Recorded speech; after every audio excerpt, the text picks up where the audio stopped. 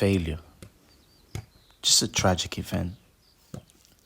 No audience, no dramatic music, just a result that didn't go my way. There's a silence after failure, a heavy one, as Nietzsche once quoted. He who has a why to live can bear almost anyhow.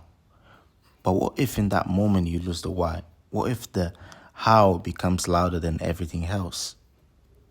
Failure doesn't just hurt your plans, it hurts your identity. You don't just lose the opportunity, you lose the version of yourself that believed you would succeed. And some opportunities, let's be honest, they don't return. That exam, that position, that person, or that clear opportunity that you were looking forward to, it's all gone.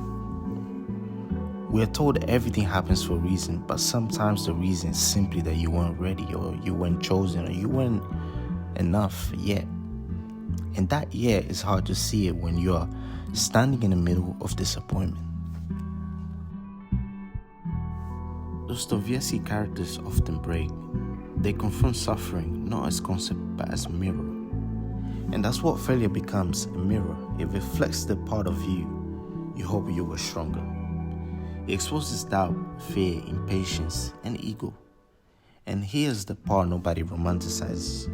Not everyone bounces back quickly. Some people stay in the space, questioning, wondering if they overestimate themselves, if they mistook desire for ability. In that space, you feel suspended, one foot in, one foot out, not quitting, not believing, just existing between attempts. Nietzsche warned about comfort, about the safety of the herd. Safe people fail less because they attempt less. But when you step outside of comfort, failure becomes possibility, and possibility is dangerous. Dostoevsky wrote, "The darker the night, the brighter the stars. But in the night you don't see stars, you see darkness." Continuous failure changes you. Failing once is painful, failing repeatedly is destabilizing. And it begins to whisper, maybe you misjudged yourself, maybe your confidence was arrogance, maybe your ambition was illusion. Nietzsche spoke of becoming who you are, not who you pretend to be, and maybe failure is a part of that process. Maybe it burns away the fantasy. There's something brutal about seeing your limits.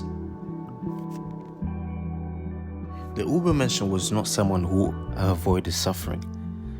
It was someone who transformed it. But transformation is not instant. It's slow, it's uncertain, it's invisible. Recovery doesn't look powerful, and it looks like study again after you already failed, applying again after you already rejected, trying again while you doubting yourself. You win small, you fail big. That's the rhythm.